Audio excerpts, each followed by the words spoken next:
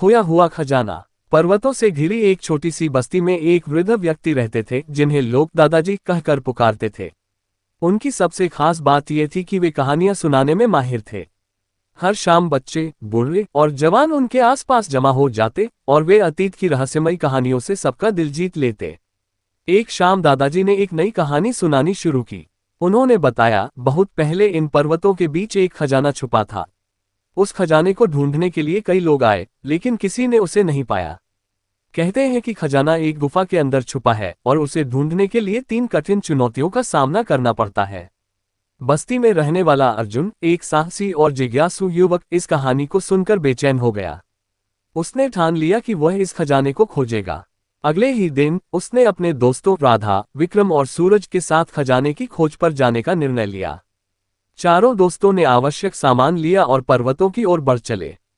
रास्ता कठिन था, लेकिन उनकी उत्सुकता ने उन्हें थकने नहीं दिया।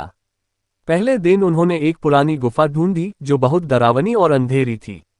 लेकिन अर्जुन ने हिम्मत दिखाते हुए गुफा के अंदर कदम रखा।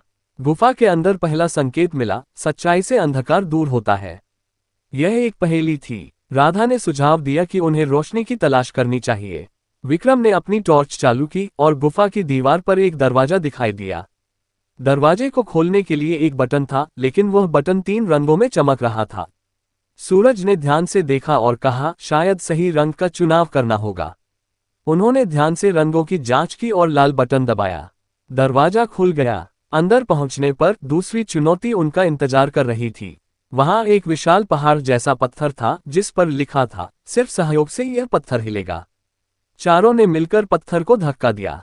काफी मेहनत के बाद पत्थर हटा और उन्हें आगे का रास्ता मिला। अंतिम चुनौती सबसे कठिन थी। वहां एक तालाब था जिसमें कई मगरमच्छ थे। किनारे पर लिखा था, जो अपने डर पर विजय पाल ले वही पार जाएगा। अर्जुन ने कहा, हमारे पास समय नहीं है, हमें एक नाव बनानी होगी। उन्होंने पेड़ों की शाखाओं और कपड़ों से एक छोटी सी नाव बनाई और सावधानी से तालाब पार किया।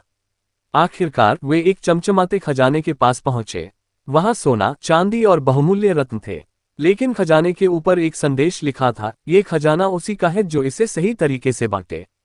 अर्जुन और उसके दोस्तों ने तय किया कि वे इस खजाने का उपयोग बस्ती के विकास और लोगों की भलाई के लिए करेंगे। जब वे खजाने के साथ वापस लौटे तो पूरा गांव खुशी से झूम उठा। अर्जुन और उसके दोस्तों की साहस और ईमानदारी की प्रशंसा की गई।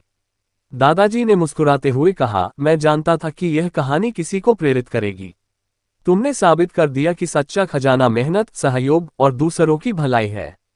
इस घटना के बाद बस्ती समृद्ध हो गई और अर्जुन का नाम हमेशा के लिए याद रखा गया।